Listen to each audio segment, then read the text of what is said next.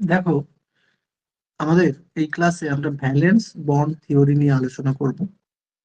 আহ, এই থিওরিটা তো কোশ্চেন আকারে আসবে না, এই থিওরিটাকে অ্যাপ্লাই করে কিভাবে প্রশ্ন উত্তর করব সেটাই আমাদের আলোচনার বিষয়। তো এই থিওরির A to Z আমার জানার দরকার নেই। এই থিওরির মেন একটা বিষয়, সেটা কি না, জটিল যৌগের কোঅর্ডিনেশন নাম্বার।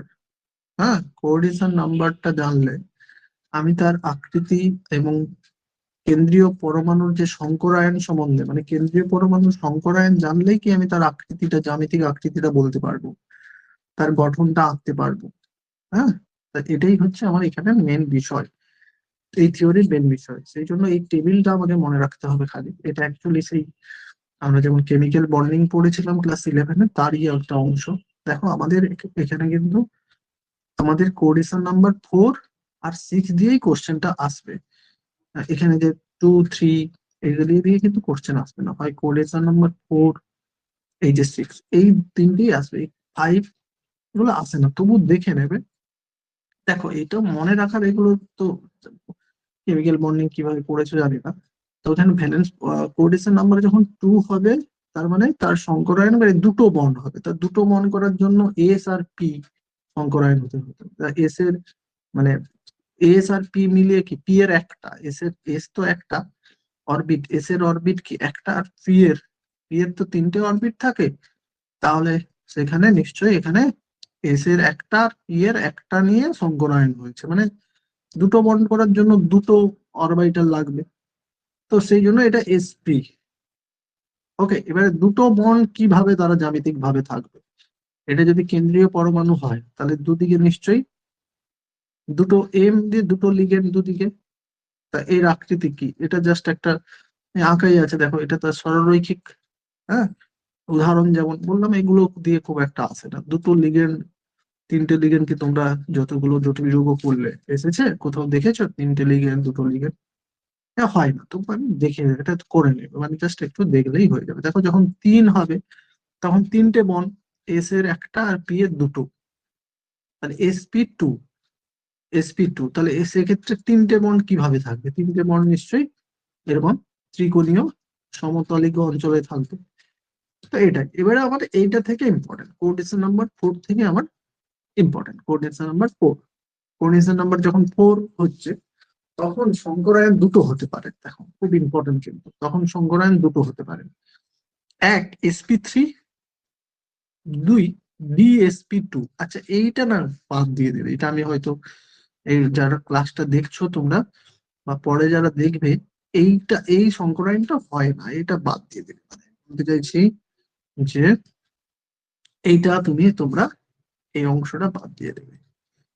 হয় তাহলে যদি কোঅর্ডিনেশন নাম্বার 4 হয়, তাহলে তার সংকরায়ন 4 মানে চারটা অরবিটাল করতে হবে, তার চারটা অরবিটাল ইনভলভ থাকবে, চারটা অরবিটাল। তাহলে হয় এস, চারটা অরবিটাল হতে পারে। দেখো, চারটা অরবিটাল হতে পারে। আচ্ছা, এখানে একটু বিষয় আমি বলে নিই তাহলে, চারটা অরবিটাল হচ্ছেটা কি। দেখো, এখানে কেমিক্যাল বন্ডিং আর এখানে কোঅর্ডিনেট। কেমিক্যাল বন্ডিং এ সাধারণত কোভ্যালেন্ট বন্ড গুলো দিয়ে আমরা এই থিওরিটাকে এক্সপ্লেন, সেখানেও দেখবে ভিভিটি ছিল, সেখানেও কিন্তু আমাদের ভিভিটি ছিল, সেখানেও আমাদের ভিভিটি ছিল। ওকে, তো এখানেও, এখানের ভিভিটি সেখানের ভিভিটির মধ্যে খুব একটা পার্থক্য নয়, শুধু একটাই পার্থক্য। দেখো, সেখানে আমরা কোভ্যালেন্ট বন্ড যেহেতু হয়, সমযোজী বন্ধনে কি হয়, এ একটা ইলেকট্রন দিচ্ছে, বি একটা ইলেকট্রন দিচ্ছে, এবং দুজনে ওই ইলেকট্রনটা কমন সাধারণভাবে, তোমরা সেই যে ক্লাস 10-এ করেছো, এর একটা ইলেকট্রন, হ্যাঁ, বি এর একটা ইলেকট্রন, তারা উম, so, এ একটা ইলেকট্রন দিল, একটা দিল করে একটা জোড় তৈরি করলো, যে জোড়টা দুজনে ব্যবহার করে বন্ডটা হচ্ছে, সেটা হচ্ছে কোভ্যালেন্ট বন্ড। কোঅর্ডিনেট বন্ডে কি হয় না, এ বি এর মধ্যে বন্ড হচ্ছে, কিন্তু ইলেকট্রন জোড়টা, একটা বন্ড করার জন্য একটা ইলেকট্রন জোড় লাগবে, সেই জোড়টা একজনই দিচ্ছে কিন্তু দুজনে ব্যবহার করছে। ওকে, তাহলে এইটা হচ্ছে কোঅর্ডিনেট বন্ড। তাহলে এখানে আমাদের ওটাই রিলেট করতে হবে। দেখো, ওখানে মানে কো ভ্যালেন্ট বন্ডের ক্ষেত্রে বিষয়টা ছিল যে যে যার সঙ্গে ধরো, আমার ধরো এর সঙ্গে তিনটে বি যুক্ত আছে, এর সঙ্গে 3টে বি এরকম যুক্ত আছে। ধরো এটা আমি যৌগটা দিচ্ছি BF3, এরকম একটা যৌগ কি BF3, বি এর সঙ্গে 3টে এফ যুক্ত আছে, 3টে তাহলে কোভ্যালেন্ট বন্ড কিন্তু সেগুলো। তাহলে সেই জন্য বি কে অ্যাকচুয়ালি বি এর মধ্যে 3টে মানে বি এর sp2 সংকরায়িত হয়ে 3টে বিজোড় ইলেকট্রন বি এর তৈরি হতে হয়েছিল। মানে 3টে ইলেকট্রন একসঙ্গে জুড়ে মানে এস এর একটা মানে ওখানে হয়েছিল এস এর এস অরবিটালের একটা ইলেকট্রন। তুমি যদি বোরনের ইলেকট্রন বিন্যাস করলে কি হয়, 5, মানে এটা 2s2 2p1, এটা 2s2 ছিল আর 2p1 ছিল। এবারে এই যে s2 এর একটা ইলেকট্রন এইখানে চলে এলো এক্সাইটেড স্টেটে। কি এটা এক্সাইটেড স্টেটে, আমি একটু পুরোনো কথা মনে করে দিচ্ছি তাহলে ব্যাপারটা রিলেট করতে তোমাদের সুবিধা হবে। এবারে এই 3টে ইলেকট্রনই সংকরায়িত হয়ে এটা কি sp3 সংকরায়ন তৈরি করছিল, sp2 সংকরায়ন তৈরি হচ্ছিল। ওকে, কারণ এবারে sp2 কেন হচ্ছিল দেখো, এবারে এই যে এগুলো বোরনের 3টে ইলেকট্রন, তাহলে এই 3টে sp2 অরবিটাল হয়ে গেছে। এই অরবিটাল গুলোকে এখন আর s অরবিটাল p অরবিটাল আলাদা আলাদা করতে বলবো না, করবো না, এগুলো কি 3টে sp2 অরবিটাল। 3টে sp2 অরবিটালের সঙ্গে এবারে যে বি এর মানে এফ এর, এক্ষেত্রে বি যদি আমি এফ ধরি, এফ এর এস অরবিটাল বা এফ এর লাস্টের ইলেকট্রন এপি এ আছে পি অরবিটাল, সেগুলো কি এক একটা ইলেকট্রন এফ এর এক একটা ইলেকট্রনের সঙ্গে এই এর দেখো এইভাবে কোভ্যালেন্ট বন্ডটা হয়ে যাচ্ছে, ওই যে ইলেকট্রন শেয়ার করে এরকম কোভ্যালেন্ট বন্ড হয়ে যাচ্ছে। তাই এখানে বোরনের 3টে বিজোড় ইলেকট্রন তৈরি করতে হয়েছিল।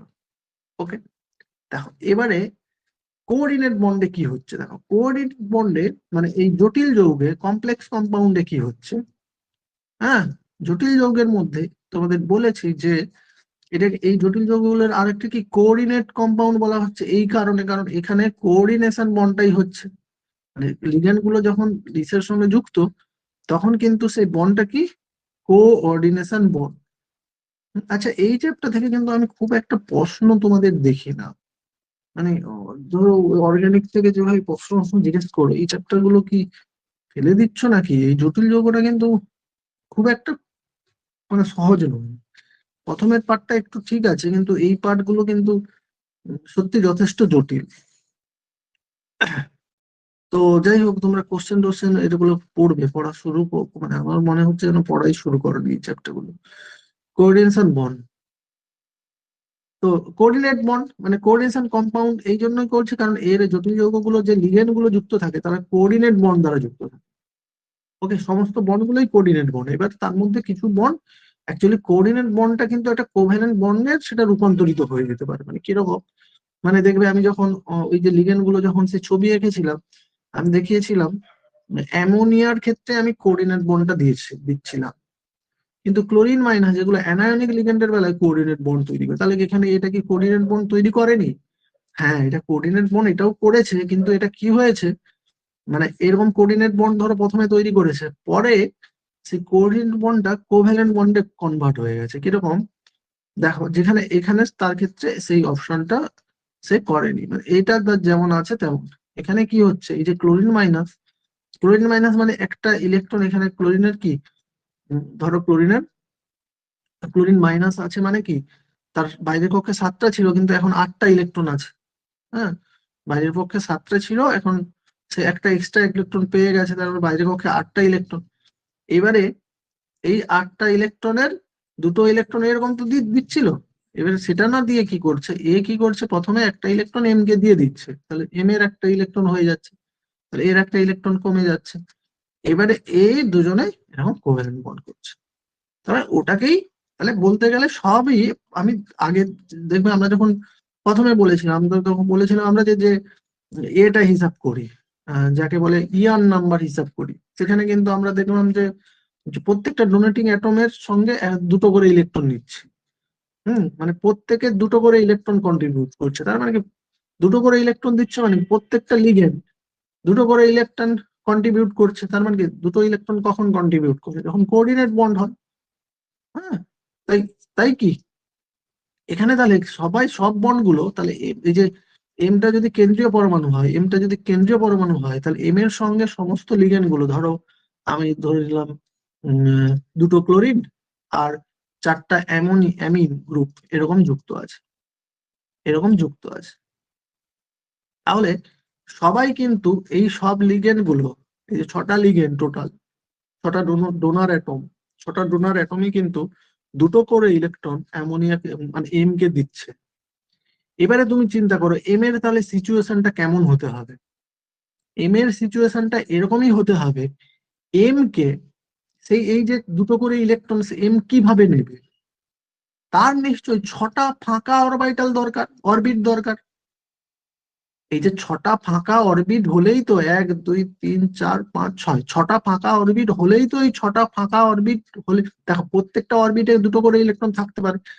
এম এর তো ইলেকট্রন গুলো কোথায় থাকবে, মানে একটু অ্যাটমিক স্ট্রাকচারের কথা মনে করো, অ্যাটমিক স্ট্রাকচারে আমরা, অ্যাটমিক স্ট্রাকচার মানে বলছে পরমাণুর গঠনের কথা মনে করো, তাহলে এই যে দুটো করে ইলেকট্রন দিচ্ছে সে তো এম কে কোথাও একটা রাখতে হবে। যেমন সেখানে আমি বলেছিলাম সবাই কোভ্যালেন্ট বন্ড করছে বলে, মানে আগের আমি বন্ডের ক্ষেত্রে বললাম কি, মানে কোভ্যালেন্ট কম্পাউন্ডের ক্ষেত্রে কি বললাম, একটা করে ইলেকট্রন বিজোড় ইলেকট্রন থাকবে আর আর একটা করে নিয়ে জোড় তৈরি করবে। এখানে তাহলে কি প্রত্যেকে দুটো করে ইলেকট্রন দিচ্ছে, মানে এম এর মধ্যে এমন সিচুয়েশন করতে হবে, এম এর এমন ইলেকট্রন বিন্যাস করতে হবে এম কে, তার যেন সেই এম এর মধ্যে ফাঁকা ছটা, এখানে ছটা ডোনার অ্যাটম আছে, ছটা ফাঁকা অরবিটাল তৈরি হয়ে যায়। ছটা ফাঁকা অরবিটালের হলেই কি এই যে ছটা তিনটে অ্যামোনিয়া, চারটা অ্যামোনিয়া এখানে আছে, চারটা অ্যামোনিয়া আমি লিখে নিচ্ছি, দুটো ক্লোরিন মাইনাস, তারা প্রত্যেকে দুটো করে ইলেকট্রন দিয়ে দিচ্ছে, এই ফাঁকা অরবিটাল গুলোতে দুটো করে ইলেকট্রন দিয়ে দিচ্ছে। এই জন্য তো ইয়ান নাম্বার, তার যে এফেক্টিভ পারমাণবিক সংখ্যা, এফেক্টিভ অ্যাটমিক নাম্বার বেড়ে যাচ্ছে। এই কারণে এই যে এম এর এফেক্টিভ, এই জন্য এম 12টা বেড়ে যাচ্ছে।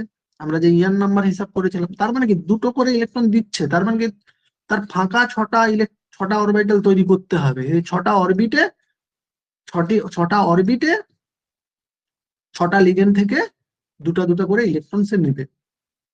ওকে, এবারে এইখান থেকেই আমার তাহলে এই যে বিষয়টা শুরু হচ্ছে, যে এটা যেহেতু ছটা, তাহলে ছটা অরবিটাল তৈরি হলে তার সংকরায়ন কি হতে হবে, ছটা অরবিটাল কিভাবে তৈরি হতে পারে, ছটা অরবিটাল দুভাবে তৈরি হতে পারে।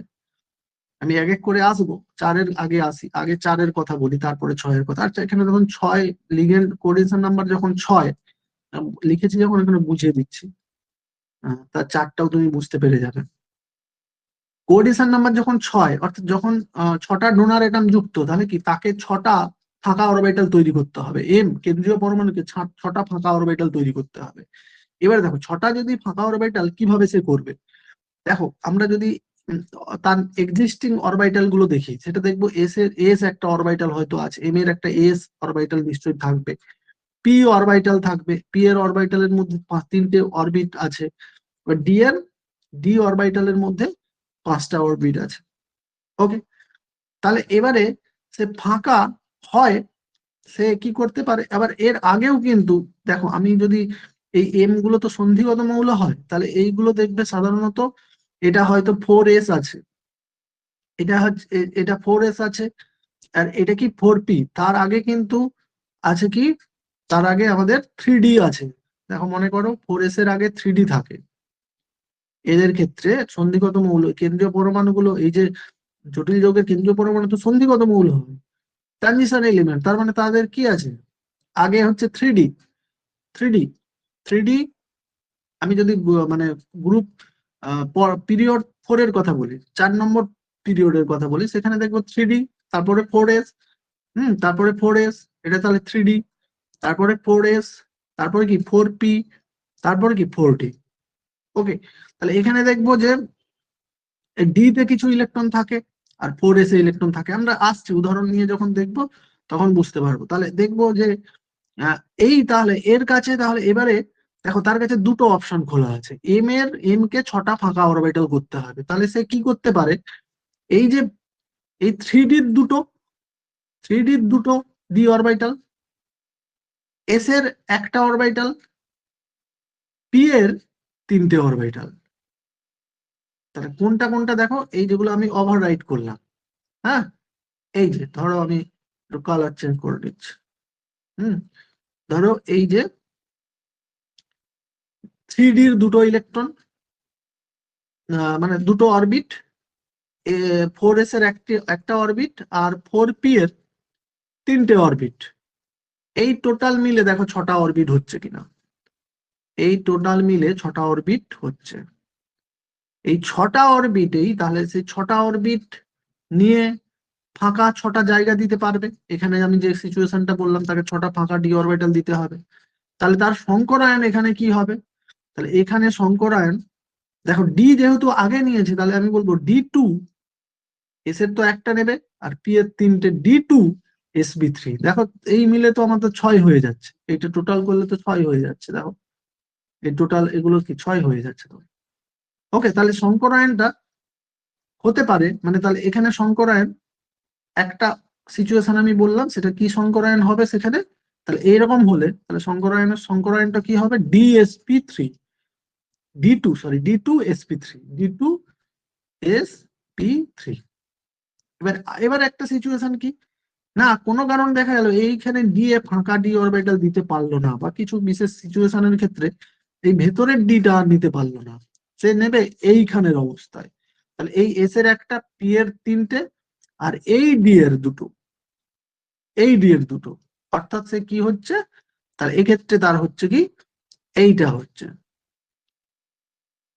ওকে, তাহলে এই ক্ষেত্রে তখন সংকরায়নটা কি হবে? sp3d2, sp3d2। তাহলে এই দুটো যখন কোঅর্ডিনেশন নাম্বার 6, তখন তার হয় সংকরায়ন হবে D2sp3, নয় sp3d2। ওকে, তাহলে এবার আমরা ওইখানে দেখছি। চলো এবার আমরা দেখব যে তাহলে আমাদের কি ঘটছে।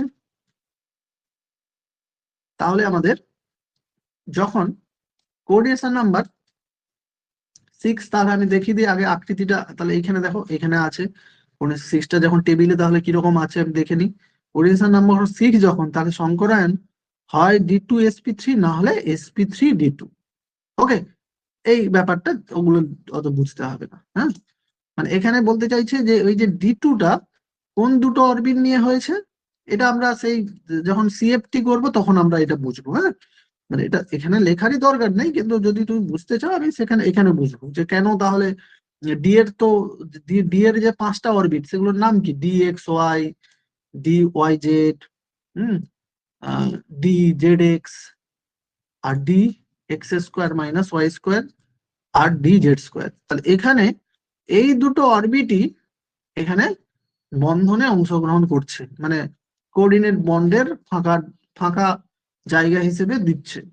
এই দুটো কিন্তু, এই তিনটে কিন্তু দিচ্ছে না। তো সেটা আমরা এখন ওখানে পরে বুঝবো। এখন এখানে এখানে এটা জাস্ট একটু মনে রাখো, পরে ওখানে বুঝবো। তাহলে এখানে সংকরায়ন দেখো দুটো হচ্ছে, সংকরায়ন আমার তাহলে দুটো হচ্ছে। ওকে, সংকরায়ন তাহলে DsP3 বা sp3d2, D2sp3 বা sp3d2। এবারে দেখো দুটো যাই হোক কিন্তু আকৃতিটা তার একই হবে, অষ্টকতলীয় হবে। তুমি নিজেই চিন্তা করো অষ্টকতলীয় মানে কি। দেখো তোমাকে 6টা জায়গা করতে হবে, 6টা জায়গা দিতে গেলে, 6টা জায়গা দিতে গেলে তার কাছে কি অপশন আছে? কেন্দ্রীয় পরমাণুর সঙ্গে এরকম 4 কোণে স্কোয়ার, এগুলো কিন্তু সব অ্যাক্সিস বরাবর আছে, মানে এগুলো সব পরস্পরের 90 ডিগ্রি, কিন্তু এগুলো পরস্পরের 90 ডিগ্রি।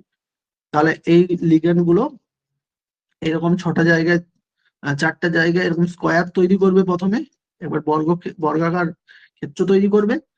এবারে এই ওপরে একটা, এম এর থেকে এই ওপরে একটা, এম এর থেকে এই যে প্লেনে, এটা একই প্লেনে আছে, এই তিনটে কি এই 4টা লিগেন্ড একই প্লেনে, বা এই মেটালটা এইটা পুরোটা একটা স্কোয়ার প্লেন। এই স্কোয়ার প্লেনের সঙ্গে একবারে 90 ডিগ্রি, এই এম এর থেকে শুরু করে ওপর দিকে, একবার এম এর থেকে শুরু করে ওপর দিকে একটা মন, আর নিচের দিকে একটা মন। সেটা আমরা খাতায় কিভাবে লিখবো? এই ওপরেরটা এভাবে লিখে দেবো, ওপরেরটা এভাবে লিখে দেবো, আর নিচেরটা যেহেতু নিচে আছে, তার নিচেরটা কি করব? Dot dot dot dot dot দিয়ে এই অবধি নিচে দিয়ে এটা লিগেন্ড এই আকৃতিগুলো আঁকা থাকবে, মানে কোথাও যেমন আইসোমারেও আকৃতি আঁকতে হবে, তাই এখানে আকৃতিটা একটু মনে রাখবে। এবারে অক্টাহাইড্রাল কেন বলছি, আমি বলেছিলাম আগের ক্লাস, অন্য ক্লাসে যখন আইসোমার নিয়ে বলেছিলাম। তাহলে সেই দেখো এই যে এটাকে বলেছে অষ্টক তলীয় আকৃতি, কারণ এই যে স্কোয়ারের সঙ্গে যদি এই যে শৃঙ্খটা যদি আমরা যুক্ত করি, তাহলে আমরা একটা উপরে একটা এরকম এই চূড়ার মতো পাবো, তার কোনো একটা পিরামিড পাবো, যে পিরামিডের ভূমিটা কি চতুর্ভুজ, বর্গাকার। তাহলে তো এই পিরামিডের চারটা তল, উপরের মানে চারটা তল, এটা নিয়ে পাঁচটা তল, তাহলে উপরের যে কটা তল, চারটা তল, আর নিচে একই রকম আরেকটা পিরামিড, সেটাও চারটা তল, তাহলে চারটা চারটা আটটা তল, তাই এর নাম কি অষ্টকতলীয়। অষ্টকতলীয় বা অক্টাহেড্রাল। অক্টাহেড্রাল। তাহলে sp3 d2 বা d2 sp3 হলে, তার মানে কি এগুলো মিলে কটা হচ্ছে, ছটা পজিশন, ছটা ফাঁকা অরবিটাল। তো ছটা ফাঁকা অরবিটাল মানে ছটা বন্ড, ছটা লিগেন্ড, ছটা ডোনার অ্যাটম। তো তারা এভাবে থাকবে, এরকম জ্যামিতিক আকৃতিটা তৈরি করবে। তার নিশ্চয়ই বুঝতে পারছো। তাহলে দুটোর ক্ষেত্রেই আমাদের যে সংকরায়নটা যদি এই দুটো হয়, তাদের আকৃতি অষ্টকতলীয় অক্টাহেড্রাল। আর আকৃতি দেখো লেখা আছে, আকৃতিটা এখানে কিন্তু ওই 3D মতো করে আঁকা আছে। এরকম আঁকাটা অসম্ভব নয়, এরকম যে একটু 3D মতো স্ট্রাকচার করে, আমি যেভাবে আঁকলাম ওই রকম। এবারে আসি ফোর এর কথাই বলি। ফোর দেখো দুটো আছে, ফোর এর কেসটা দুটো আছে, আমি সেটা ওখানে বুঝে নেবো, তারপরে টেবিলটা দেখো। দেখো ফোর যখন হচ্ছে, কোঅর্ডিনেশন নাম্বার যখন ফোর, কোঅর্ডিনেশন ফোর দিয়ে আর সিক্স দিয়েই কোশ্চেন আসে, আমি বললাম। কোঅর্ডিনেশন যখন ফোর, তাহলে কোঅর্ডিনেশন ফোর হলে এখানে দেখো কেন্দ্রীয় পরমাণুগুলোর ক্ষেত্রে দুটো সিচুয়েশন এখানেও তৈরি হবে, ওই একই রকম। তার মানে কোঅর্ডিনেশন ফোর মানে কেন্দ্রীয় পরমাণুকে চারটা ফাঁকা অরবিটাল তৈরি করতে হবে, এস পি ডি মিলিয়ে চারটা ফাঁকা অরবিটাল তৈরি করতে হবে। তাহলে কোনো কোনো কেন্দ্রীয় পরমাণুগুলোর এরকম অবস্থা থাকবে। এখানেও সাধারণত ওই গ্রুপ তোমাদের 21 থেকে 30-এর মধ্যে মেটাল গুলো নিয়ে থাকবে, চিন্তা নেই, 21 থেকে 30 ওটা মুখস্থ করবে। এটা কিন্তু আমাদের ইউনিট মানে ইউনিট 3 পড়তেও লাগবে। 21 থেকে 30 যাদের মৌলগুলো মুখস্থ নেই, খুব তাড়াতাড়ি মুখস্থ করে নেবে। স্ক্যান্ডিয়াম থেকে একেবারে জিঙ্ক, যার মুখস্থ নেই সে পারবেই না, মানে কোশ্চেনের অ্যান্সার করতে পারবে না, কারণ ডাটা এখান থেকে আসবে। তাহলে তাদের ক্ষেত্রে ইলেকট্রন বিন্যাস, এই স্ক্যান্ডিয়াম থেকে ইলেকট্রন বিন্যাস 3D।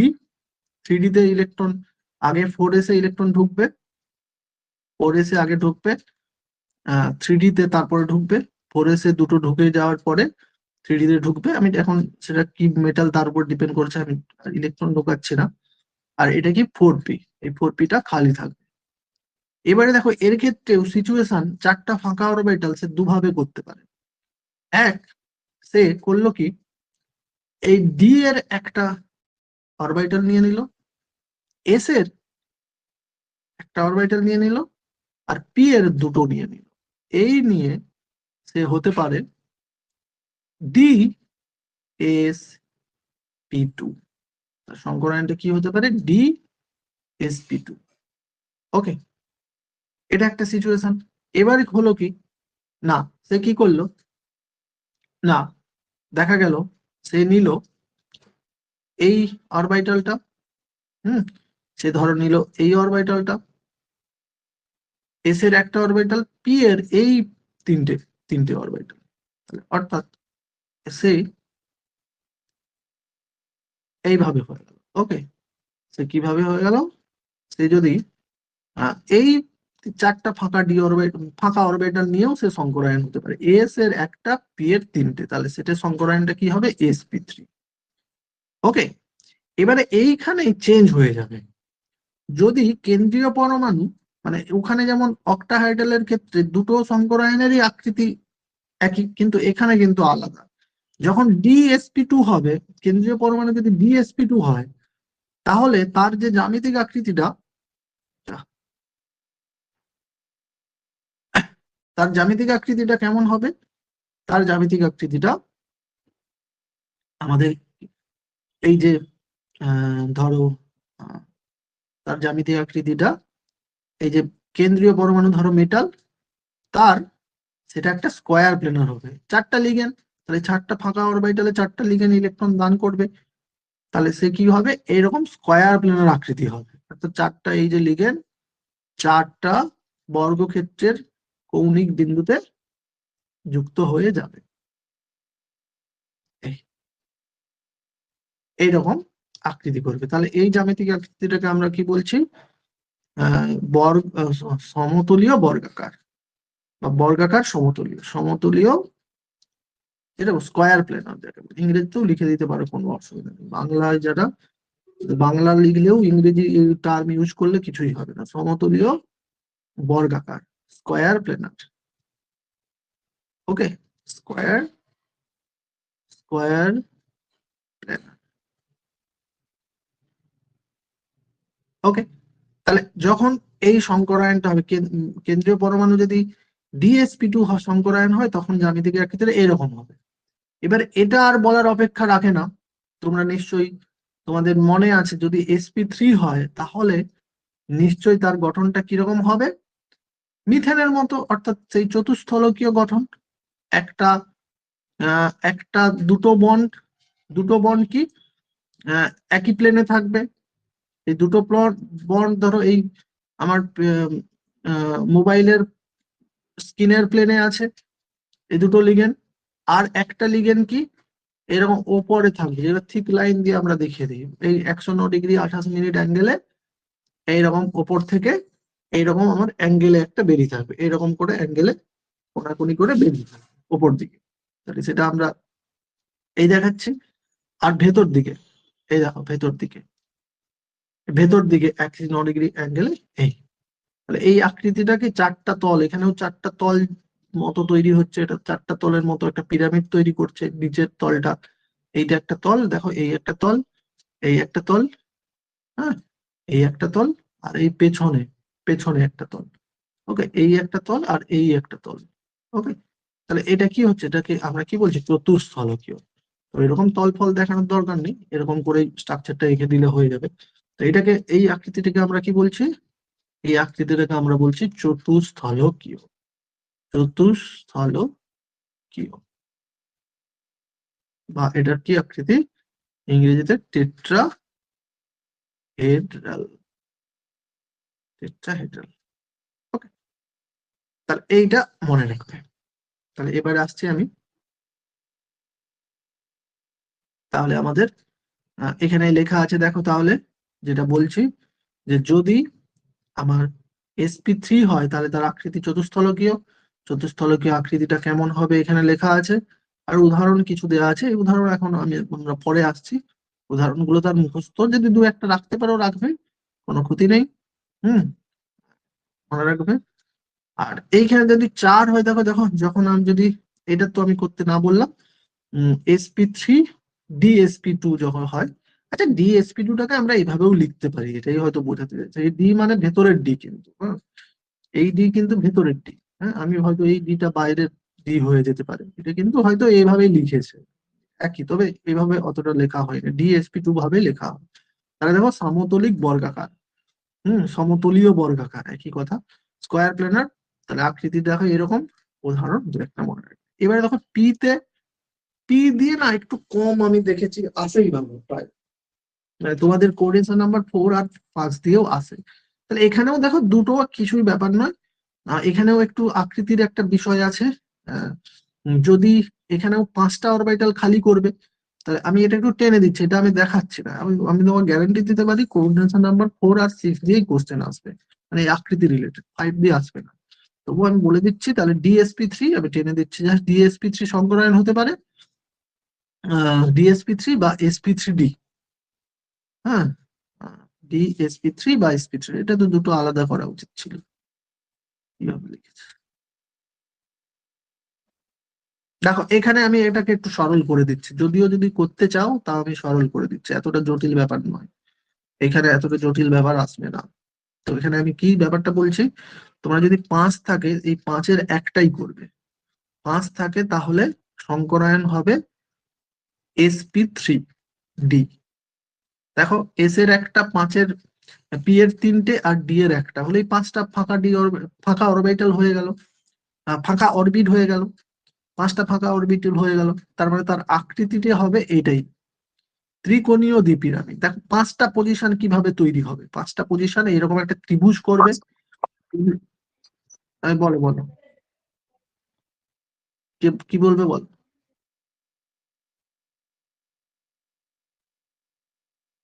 তাহলে এই যে এম কে কেন্দ্র করে একটা ত্রিভুজের মতো সমতলে 3টে লিগেন্ড থাকবে, ত্রিভুজের মতো সমতলে 3টে লিগেন্ড থাকবে। যখন 5 হচ্ছে কোঅর্ডিনেশন নাম্বার 5, তখন বলছি শঙ্করায়ন শুধু একটাই মনে রাখবে, সেটা কি sp3d। ওকে, এবারে কি বললাম তার আকৃতিটা কেমন হবে, না কেন্দ্রীয় পরমাণুকে কেন্দ্র করে একটা ত্রিভুজের মতো আকৃতিতে, ত্রিভুজের 3টে কোণে একটা বাহু ত্রিভুজের মতো করে ত্রিভুজের 3টে কোণে লিগেন্ড থাকবে একই রকম ভাবে। এর ওপরে একটা লিগেন্ড, এর ওর থেকে ওপরে একটা লিগেন্ড, নিচে একটা লিগেন্ড। সেটা কিভাবে ছবিতে আঁকবো, এইরকম করে দেবে, এর থেকে একটা লম্ব এরকম টেনে দেবে। এটা কিন্তু এরকম লম্ব আছে আমার পেনের থেকে আবার এই সামনের দিকে 90 ডিগ্রি, 90 ডিগ্রি একবার লম্ব ভাবে দাঁড়িয়ে আছে। তো সেটা আমার এই লিগেন্ড, আর ভেতরেও একই রকম ভাবে ভেতরের দিকে আছে। তো ভেতরের দিকে কিভাবে দেখাবো, ডট ডট ডট ডট দিয়ে এই লিগেন্ড।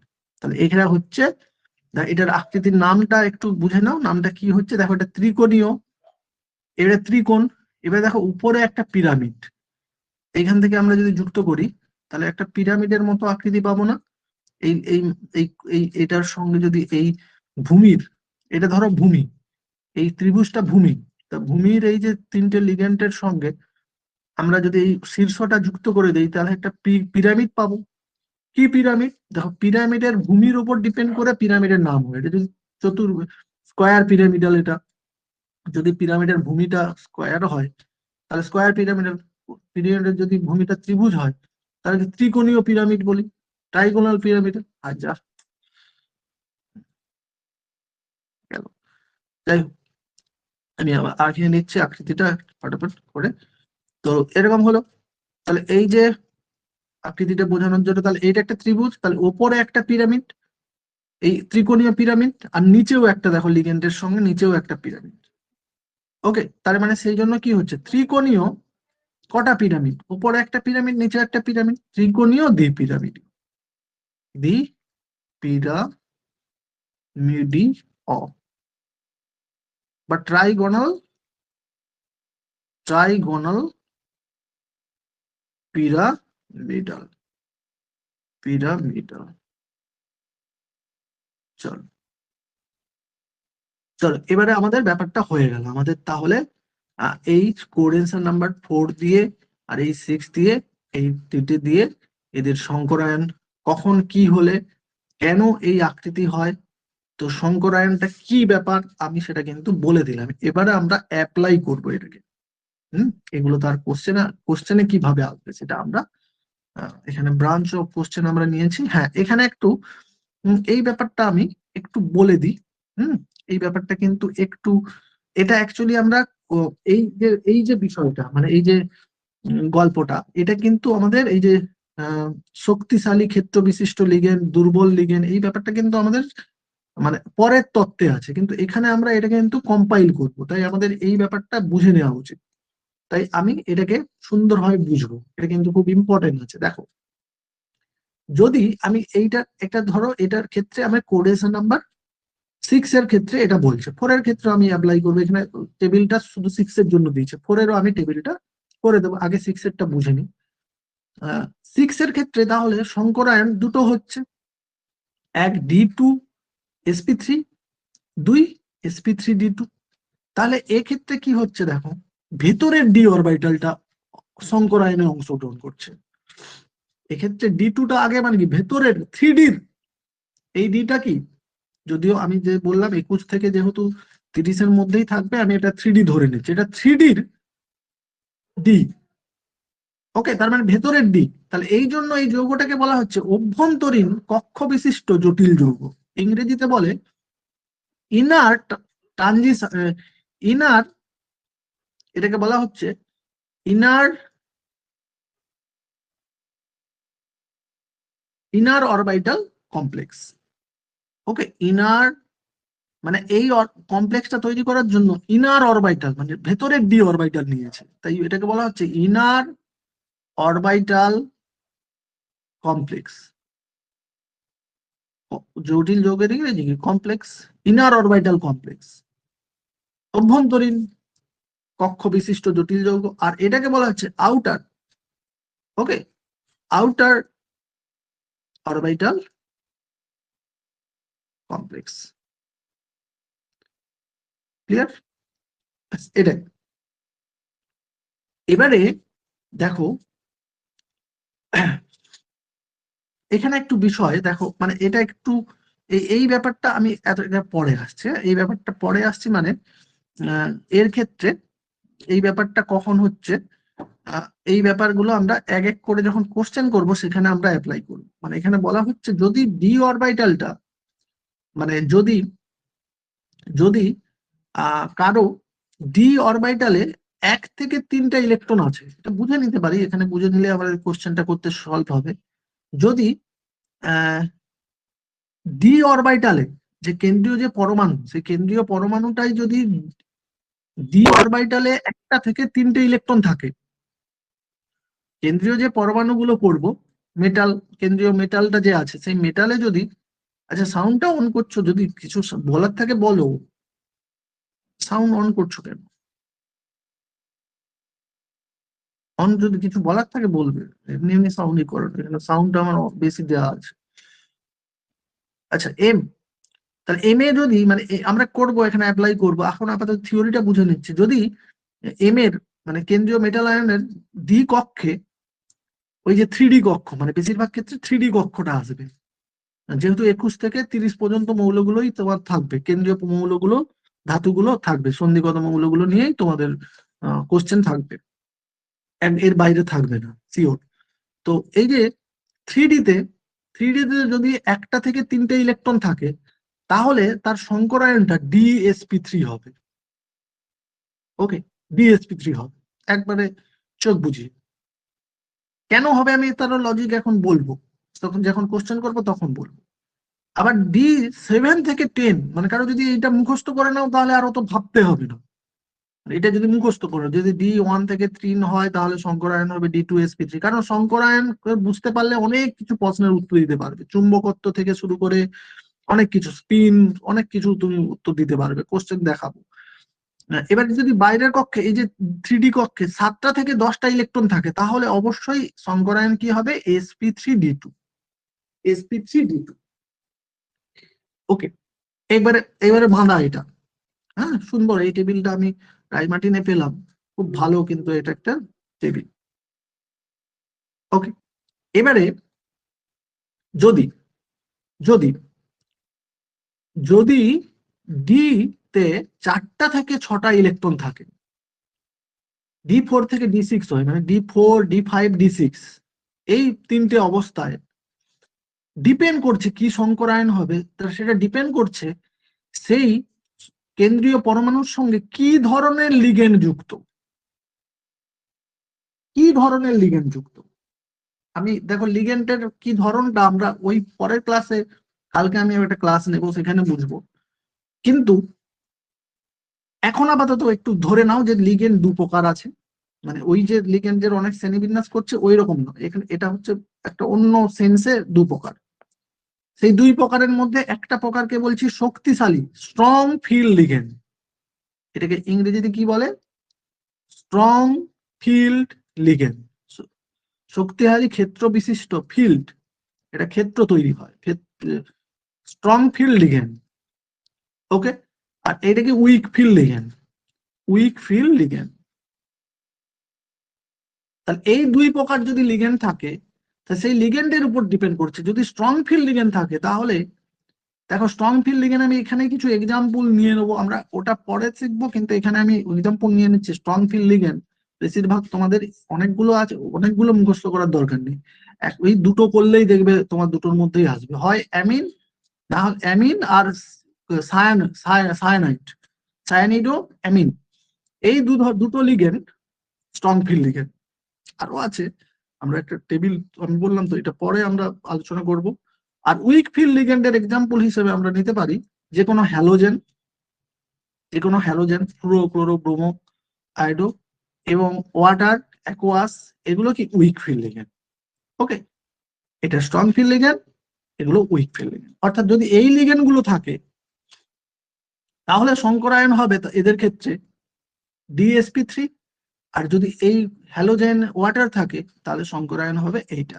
এবারে একটা কথা তোমাকে বলে দিই, তোমাদের না এই সবের ক্ষেত্রে ইন্টারেস্টিংলি এরকম মেশানো লিগেন্ড থাকবে না, হয় এক ধরনের লিগেন্ড দিয়েই থাক কোশ্চেন দেখাবো, এক ধরনের লিগেন্ড দিয়েই কোশ্চেন থাকবে। তুমি তো বলবে তাহলে ধরো একটা কোবাল্ট একটা যৌগ আছে এরকম, কোবাল্ট NH3 হোল 4 Cl2, দেখো এই সমস্ত যৌগ দিয়ে তোমাকে আর এই টাইপের কোশ্চেন জিজ্ঞাসা করবে না। তো এখানে তো এটা লিগেন্ড আছে স্ট্রং ফিল আর এটা উইক ফিল, তাহলে এই ক্ষেত্রে কোনটা অ্যাপ্লাই হবে, তাই এই ধরনের দেবে না। এটা লিমিটেশন, মানে এই ভিভিটির লিমিটেশনে পড়ে যাচ্ছে। এদের ক্ষেত্রে আমি সংকরায়ন কি হবে বা এদের আকৃতি হবে কি এগুলো বলতে পারছি না। হুম, তাই এখানে তোমাদের কোশ্চেন দেবে একেবারে কোবাল্ট ধরো NH6, NH6, NH3 6, তার মানে একবারে হয় দেবে কোবাল্ট Cl6, একবারে Cl6 একবারে মেশানো, একবারে মানে একই ধরনের লিগেন্ড, এরকম মেশানো লিগেন্ড দিয়ে কোশ্চেন হবে না। চলো তাহলে এই টেবিলটা কিন্তু খুবই কার্যকরী টেবিল। চলো এবারে আমরা চলে যাব কোশ্চেন অ্যান্সারে। চলো এবারে আমাদের এইটা করব। দেখো কোশ্চেনটা আমরা বুঝবো। কোশ্চেনটা আছে যে যোজ্যতা বন্ধন তত্ত্ব, ওইটাকে বাংলা থেকে ভ্যালেন্স বন্ড থিওরি VBT, যোজ্যতা বন্ধন তত্ত্ব ব্যবহার করে এই যে ক্রোমিয়াম NH3 হোল 6 3+, এই যে জটিল যৌগটা জ্যামিতিক আকৃতি এবং তার চুম্বকীয় ধর্ম ব্যাখ্যা করো। বুঝতে পারলে, তোমাকে জ্যামিতিক আকৃতিটা আমরা জেনে নিলাম আর চুম্বকীয় ধর্মটা আমরা এটা এক্ষুনি জেনে নেব। একবারে সহজ, চুম্বকীয় ব্যাখ্যা তার থিওরিটা আগেই পড়া আছে। ওকে,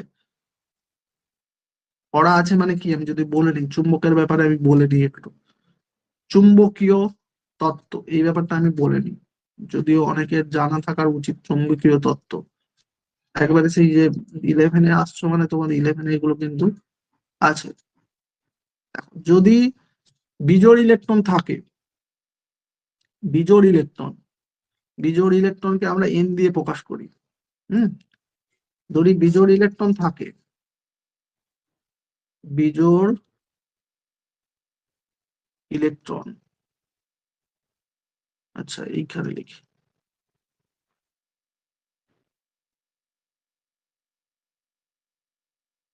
বিজোড় ইলেকট্রন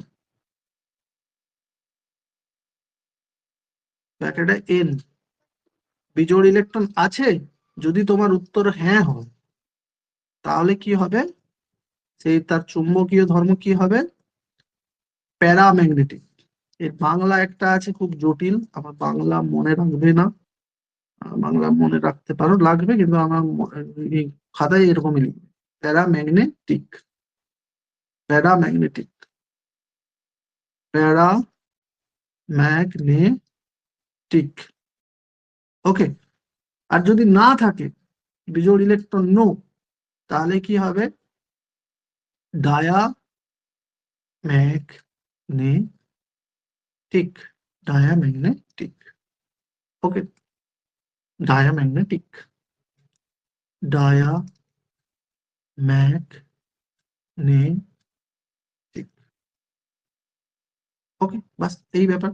এবারে প্যারাম্যাগনেটিকের একটা বিষয়, এখানে ডায়াম্যাগনেটিক মানে এর চুম্বক ভ্রামক কি 0, চুম্বক ভ্রামক মানে যদি যেটা চুম্বকত্ব নির্ভর, মানে প্যারাম্যাগনেটিক মানে যারা চুম্বকে পরিণত করা যায়, যাদের চুম্বক ধর্ম আছে, তাহলে একে ডায়াম্যাগনেটিক যৌগকে চুম্বকে পরিণত করা যাবে না, তার মানে তার চুম্বক ভ্রামক কোথায়, এটা কি চুম্বক ভ্রামক, চুম্বক ভ্রামক, চুম্বক ভ্রামক।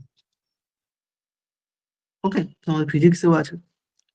তো যাদের আর যাদের আছে তারা প্যারাম্যাগনেটিক, চুম্বক ভ্রামকের মান কত, মানে মানে যত বিজোড় ইলেকট্রন বেশি থাকবে তার চুম্বক ভ্রামক অর্থাৎ প্যারাম্যাগনেটিভিটি বেশি হবে, প্যারাম্যাগনেটিভিটি তার বেশি অর্থাৎ তার চুম্বক ভ্রামক বেশি। তাহলে চুম্বক ভ্রামক আমরা কিভাবে বের করব? মিউ সমান √অফ n ইন্টু n+2। এনটা কি এখানে বিজোড় ইলেকট্রন, এটা চুম্বক ভ্রামক। ওকে, এই চুম্বক ভ্রামক নির্ণয়ও কিন্তু প্রশ্ন আছে। ওকে, তাহলে আমার এই যে পুরো তত্ত্বটা, এটা আমার নোটে টোটে নেই, ক্লাসটা ভালো করে দেখবে। তো আমি তবেই ব্যাপারটা তোমরা মনে রেখে দেবে এটা। চলো এবারে আসি, তাহলে কোশ্চেন এবারে বুঝতে পারছো যে আমার কোশ্চেনটা কি? কোশ্চেনটা আমার আছে যে চুম্বক বন্ধন তত্ত্ব দিয়ে এই যে জটিল যৌগটার জ্যামিতিক আকৃতি আর চুম্বক ধর্ম আমাকে বলতে হবে। তাহলে প্রথমে আসি জ্যামিতিক ধর্ম। জ্যামিতিক ধর্ম বলতে গেলে আমাকে যে এই যে অরবাইটালের খালি করার বিষয়টা আছে সেটা আমি যতক্ষণ না করতে পারছি, তাহলে এর দেখো এর কোঅর্ডিনেশন নাম্বার কি 6, এর কোঅর্ডিনেশন নাম্বার 6, কোঅর্ডিনেশন নাম্বার 6 মানেই তো আমি বলতে পারি তার আকৃতি কি। যদিও এটা যদি ধরো তোমরা যদি জানো না, মানে অ্যাকচুয়ালি জ্যামিতিক আকৃতি বলার জন্য কিন্তু তোমাকে শঙ্করায়নটা অবশ্যই বলতে হবে। শঙ্করায়ন না বলে তুমি বলে দিলে ও কোঅর্ডিনেশন নাম্বার 6 হলে তো জ্যামিতিক আকৃতি অষ্টক তলীয়, তাহলে এখানে কি 1 নাম্বার দিয়ে দেবে তোমাকে? না, দেবে না, কিন্তু হয়তো হাফ নাম্বার দেবে, বা হয়তো কোনো স্যার নাও দিতে পারে। মানে আমি ব্যাপারটা প্রথমে বুঝতে পারলে, তোমরা হয়তো ওই টেবিল মুখস্থ করছো, কোঅর্ডিনেট নাম্বার 6 হলে কি তার জ্যামিতিক আকৃতি কি হয়, অক্টাহাইডাল, তা সেটাই লিখে দেবো আমি, হয়ে যাবে। না, তোমাকে জ্যামিতিক আকৃতি বলছে মানেই তোমাকে পাশাপাশি তার শঙ্করায়নটাও বলতে হবে। এটা sp3d2 না d2sp3, এটা কিন্তু তোমাকে বলতে হবে। ওকে, আর এটা এই দ্বিতীয় প্রশ্নটা উত্তর করার জন্য জরুরি যে তোমাকে আগে শঙ্করায়ন কিটা বুঝতে হবে। কি শঙ্করায়ন সেটা বুঝলেই তুমি সঠিকভাবে বিজোড় ইলেকট্রন বের করতে পারবে বা আছে কিনা বুঝতে পারবে। হুম, তাহলে আমি কি করছি, প্রথমে আমার কাজ হবে যে যেহেতু এই লিগ্যান্ড কটা আছে 6টা, যেহেতু লিগ্যান্ড আছে 6টা, তাহলে আমি কি করব, আমার লিগ্যান্ডের পরিমাণ 6টা, তাহলে 6টা ফাঁকা অরবিটাল আমাকে তৈরি করতে হবে, এবং সেই তৈরি করতে গিয়ে আমি তখন বুঝতে পারবো কি সংকরায়ন হতে পারে। আরো একটা বোঝার বিষয়, এখানে যে অ্যামোনিয়া রয়েছে, অ্যামোনিয়াটা স্ট্রং ফিল্ড লিগ্যান্ড। দেখো মনে করো স্ট্রং ফিল্ড লিগ্যান্ড হলে কি হয়, ডি ডি 5, 6, 7 এর ক্ষেত্রে, সরি D4, 5, 6 এর ক্ষেত্রে, এবার দেখতে হবে এটা D4, 5, 6 এর মধ্যে এসে যাচ্ছে কিনা। হ্যাঁ, এই যে এটা বললাম যে D4, 5, 6 এদের ক্ষেত্রে তখন ওই লিগেন্ডের ব্যাপারটা আছে, এখানে মনে হয় আছে, অবশ্যই এটা আছে, বা নাও থাকতে পারে, এখানে দরকার নেই। এটা D3 হয়ে যাচ্ছে, এখানে দেখো D3 হয়ে যাচ্ছে, মানে দরকার নেই, তাহলে ওটা তো যেতে হবে আগে। দেখো, তাহলে আগে আমাকে এই যে কেন্দ্রীয় পরমাণু ক্রোমিয়াম আছে তার কি অবস্থা, ক্রোমিয়াম 3+, এটা আমি পেলাম কি করে? এই যে ক্রোমিয়াম 3+ তুমি পেলে কি করে? আমি যখন অনেকবার বলেছি আগের ক্লাসে যে অক্সিডেশন নাম্বারটা কিন্তু ভালো করে বের করতে হবে। অক্সিজেন নাম্বার যদি তুমি ভালো করে বের করতে না পারো তাহলে তোমার প্রথমেই গন্ডগোল করে ফেলবে। তুমি যদি কোনো কারণে করে নাও ক্রোমিয়াম 2+ বের করে ফেলবে, কি ক্রোমিয়াম প্লাস কি ক্রোমিয়াম 4+, তাহলে পুরো ব্যাপারটাই তোমার পুরো কোশ্চেনের উত্তরই ভুল হয়ে যাবে। হয়তো তুমি আকৃতিটা মিলিয়ে দেবে, বলবে অক্টাহেড্রাল, কিন্তু নাম্বার পাবে না। তাই খুব জরুরি প্রথম স্টেপে কিন্তু এই যে ক্রোমিয়াম 3+ এখানে বের করানোটা অত বোঝায়নি, কিন্তু আমি বুঝিয়ে দিচ্ছি যে কিভাবে ক্রোমিয়াম 3+ আসছে। ওকে, এই 3+ কিন্তু এটা যে এখানে কেউ ভাববে এটা 3+ তাই 3, না, এখানে কিন্তু সেটা নয়, সেটা হয়তো এখানের ক্ষেত্রে মিলে যাচ্ছে কিন্তু সেইভাবে কিন্তু এখানে 3+ হয়নি। অ্যাকচুয়ালি এখানে ক্রোমিয়ামের অক্সিডেশন নাম্বার 3 আসছে, ON নাম্বার, অক্সিডেশন নাম্বার 3 আসছে। তাহলে ক্রোমিয়ামের অক্সিডেশন নাম্বার বের করো। তাহলে যার অক্সিজেন নাম্বার বের করব তাকে আমি এক্স ধরেছি, ক্রোমিয়ামের আমি অক্সিজেন নাম্বার বের করবো এক্স ধরেছি। তাহলে এক্স প্লাস অ্যামোনিয়ার অক্সিডেশন নাম্বার কত, অ্যামোনিয়া তো অসম লিগ্যান্ড, অসম লিগ্যান্ড মানে কি 0, 0, অ্যামোনিয়া হচ্ছে অসম লিগ্যান্ড, তাহলে তার অক্সিডেশন নাম্বার 0, তাহলে 0 × 6 মানে 0। ওকে, 0 সমান কি, আর কিছু লিগ্যান্ড নেই, সমান দিয়ে যে বাইরে যে চার্জটা আছে এটা যদি নিউট্রাল হতো তাহলে বাইরে কি লিখতাম 0, কিন্তু এখানে কি আছে 3+, তাহলে 3+, এ হয়ে গেছে x সমান 3+। এটা কিন্তু এইভাবে বের করে, এখানে হয়তো কোনো একটা সংখ্যা থাকতো, তখন তো এটা হয়তো কমে যেত, বেড়ে যেত। এখানে যদি এটা জিরো না হয় অন্য কিছু হতো। তো যাই হোক, তাহলে ক্রোমিয়ামের অক্সিজেন নাম্বার 3 আসছে, মানে তাহলে ক্রোমিয়াম এখানে 3+ অবস্থায় আছে। ওকে, এবার এখানে আবার একটা লোকে ভুল করে। হুম, এখানে আর একটা ভুল করে। আমি যেগুলো ভুল করো আমি তো জানি তোমরা কি ভুল করতে পারো, সেটা হলো আগে হুড় মুড়িয়ে ক্রোমিয়ামের ইলেকট্রন, কারণ ইলেকট্রন এখানে ডিটা কি সিস্টেমে আছে সেটা তো খুব জানা জরুরি, নাহলে তো আমি কিছু প্রশ্নের উত্তর করতে পারবো না, তাই না? তাই আগে ক্রোমিয়ামের ইলেকট্রন বিন্যাস করো, ইলেকট্রন বিন্যাস শিখতে হবে। ওই শুধু 21 আমি টেবিল দিয়ে দেবো, ওটা অ্যাকচুয়ালি ডিএফ এফ এর জন্য আমার আরো দরকার। এই যে টেবিলটা, আমি আজকে টেবিলটা শেয়ার করে দেবো, বা তোমরা দেখে নিতেও পারো। হ্যাঁ, মানে দেখে নেওয়ার কিছু নাই, এক্ষুনি টেবিল শেয়ার করার কিছু নাই, আমি বলে দিচ্ছি। Scandium, titanium, vanadium, chromium. আমি একটা এখানে সূত্র করেছিলাম, কারো যদি মুখস্থ, তোমাদের সেই সূত্র তো লাগে না। আমি শেয়ার করেছিলাম। Scandium, titanium, vanadium, chromium, manganese, ferrous. Science teacher, hmm mobile ভুলে যে যে ব্যাপারটা ছিল, আমি নিজেই ভুলে গেছি সূত্রটা, আমার দরকার হয় না। সায়েন্স টিচার, টিচার মোবাইল নিয়ে কি একটা আছে, যাই হোক। Vanadium, chromium, manganese, cobalt, nickel, copper, zinc. Okay, তাহলে এইটা হচ্ছে 21, 22, 23, 24, 25, 26, 27, 28, 29, 30। ওকে, আমার সূত্রটা অবশ্য মনে আছে, আমি একটা স্কুলের সময় করেছিলাম। স্কুলটি ভাঙায় চেয়ারম্যান, ফের কমিশন নিয়ে কাজে যান। এটা আমি নিজে তৈরি করেছিলাম বলে আমার মনে আছে। স্কুলটি ভাঙায়, স্কুলটি ভেঙে গেছে, তা স্কুলের চেয়ারম্যান ফের, মানে আগে হয়তো ভেঙে গিয়েছিল, ফের কমিশন নিয়ে, কমিশন মানে একটা কমিটি তৈরি করে, কমিটি নিয়ে কমিশন ছিল না, কমিটি নিয়ে কাজে যান, মানে স্কুলটাই কাজে কাজে কাজে বেরিয়েছে আর কি, কাজে যান, কমিটি নিয়ে কাজে যান। তো যাই হোক, তাহলে এর ইলেকট্রন বিন্যাস আগে করতে হবে। এদের ইলেকট্রন বিন্যাস কি দেখো, এদের আগে যে আর্গন আছে, এদের কাছাকাছি নিষ্ক্রিয় গ্যাসটা কি আর্গন, তাহলে আর্গন মানে 18 পর্যন্ত হয়ে গেছে, আর্গনের কি 18, তাহলে 18 পর্যন্ত 18টা ইলেকট্রন হয়ে গেছে, তাহলে 18-র পরে 19, 20, 21, তাহলে এই তিনটে ইলেকট্রন কোথায় থাকবে? 19, 20, 21, তাহলে সেটাই। এরপরে কি আছে? 3D আর 4s, সবাই সব এরকম লিখবে। 4sটা কিন্তু পরে লিখবে, তোমরা অনেকে 4s আগে লিখো, 3D লিখতে পারো, কোনো অসুবিধা নেই, সেক্ষেত্রে আবার ইলেকট্রন বের করার সময় 3D থেকে আগে বের করে ফেলবে। অনেকে 4s আগে, তো 4s এর ইলেকট্রন, অবশ্য 4s এ আগে ইলেকট্রন ঢোকে, কিন্তু থাকে কিন্তু 4sটা বাইরে, ফোরেসটা কিন্তু বাহ্যিক ইলেকট্রন, তাই বেরোনোর সময় কিন্তু ফোরেস থেকে আগে বেরোবে। তাহলে তুমি অনেকে করে, বা অনেক স্যারও করেন, যে ফোরেসে দুটো ইলেকট্রন ঢুকিয়ে দিল, তারপরে বাদ বাকি এখানে ঢুকালো, সেটা হয়তো ইলেকট্রন ঢোকানোর জন্য ঠিক আছে, কিন্তু আবার ইলেকট্রন বের করানোর তো এখানে দরকার হবে, কারণ ক্যাটায়ন গুলোর ইলেকট্রন বিন্যাস আমাদের, এদের ইলেকট্রন বিন্যাস আসে না, এদের ক্যাটায়ন গুলোর ইলেকট্রন বিন্যাস আসে। তাই আগে 3D লিখবে, তারপর 4s লিখবে, আমার কথায় আর কি। তাহলে এবারে কি, 4s এ সবসময় যে আর্গনের পরে যে বাদ বাকি ইলেকট্রন, আগে 4s এ ইলেকট্রন ঢুকবে দুটো, তার 3টে ইলেকট্রন বাড়তি ছিল এসে, তাহলে D1, 3D1, 4s2।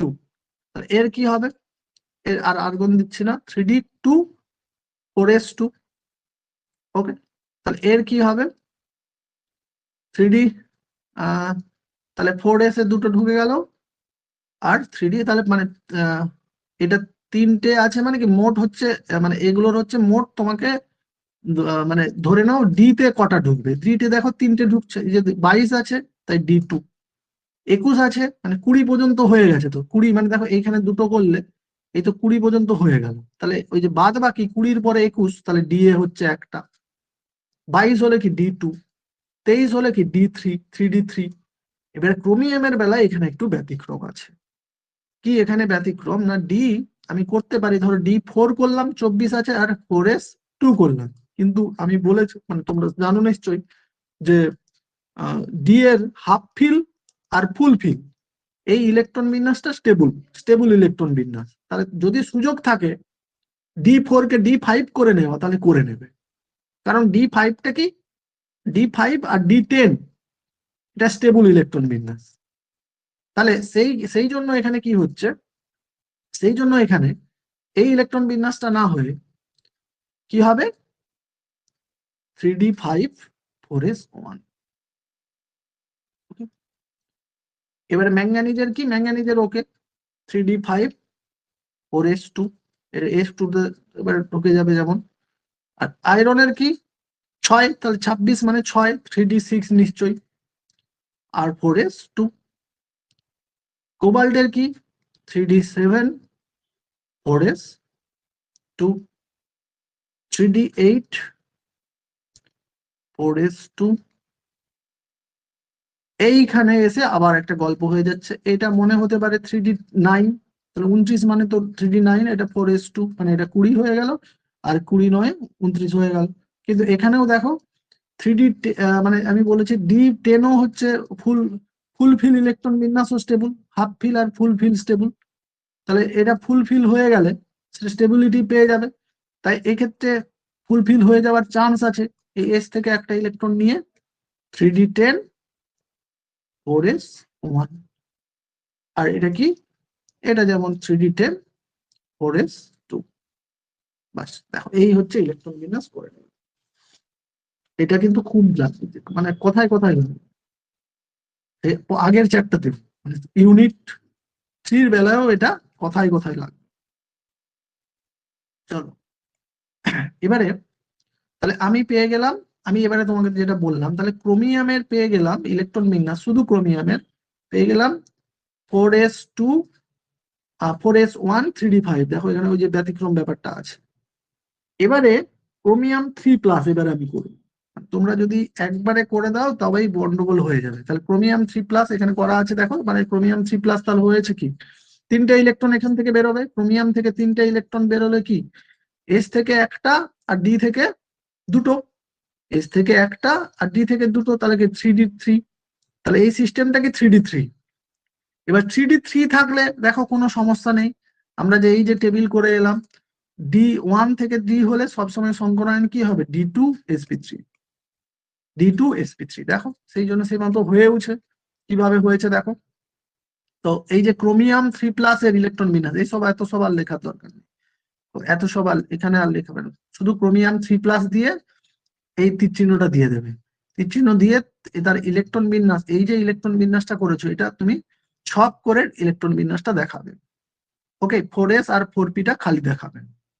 এবারে সংকরায়ন কি হবে দেখো, যেহেতু 6টা আছে, 6টা ফাঁকা অরবিটাল তৈরি করতে হবে, তাহলে এখানে দেখো অলরেডি দুটো করে 3টে করে ইলেকট্রন আছে, তাহলে অলরেডি এমনি গ্রাউন্ড স্টেট অবস্থায়, মানে কপার 2+ অবস্থাতেই কোনো কিছু না করেই কিন্তু তার ফাঁকা দুটো ডি অরবিটাল পেয়ে যাচ্ছে, 3Dর দুটো ফাঁকা ডি অরবিটাল পেয়ে যাচ্ছে। কারণ ওই জন্যই তো ওখানে ওই জন্য করে দিয়েছে যে D3 হলেই তুমি চোখ বুঝিয়ে সংকরায়ন করবে D2sp3। D1 আর D2 এর ক্ষেত্রেও একই। ওকে, তাহলে সেই জন্য দেখো সংকরায়ন হয়ে গেছে ডি, এই ডি, এই এস আর এই পি এর 3টে। তাহলে এই 3টে নিয়ে এরকম একটু, এটা একটু থার্ড ব্র্যাকেট দিয়ে দেখিয়ে দিতে পারো, এটা থার্ড ব্র্যাকেট দিয়ে এইখান থেকে এরকম করে দেখাবে, এটা দেখাবে এরকম করে দেখিয়ে দিয়ে, তাহলে এই যে ফাঁকা সমতুল্য ডি অরবিটাল ফাঁকা হয়ে গেল। এবারে দেখো এই যে লিগেন্ড গুলো, দেখো তীর, এটা অতটা এটা দেখাতে পারো। মানে তাহলে এই যে ক্রোমিয়াম 3+ আয়নটা এর মধ্যে গঠনের পরে কি হয়েছে, ক্রোমিয়াম 3+ আয়ন, এটা লিখে দিতে পারো যে ক্রোমিয়াম 3+ আয়ন গঠনের পরে। এগুলো এতটা অত লেখা, আমার তো কোশ্চেনটা অন্য, আমাকে জাস্ট এটা কোশ্চেনটার উত্তর বের করতে এত সব করতে হচ্ছে, তাই এটা অতটা ডিটেলসে না দিলেও চলবে। হ্যাঁ, ক্রোমিয়াম 3+ মানে এখানে আর এইটা না লিখে জাস্ট তুমি এইটা লিখে দেবে, এর আর গঠনের পরে এইসব তো লিখতে হবে না। আমি জাস্ট কি বললাম, এখানে ক্রোমিয়াম প্লাস লিখবে, আর এইটা লিখবে যে ক্রোমিয়াম 3+ sp2 সংকরায়িত।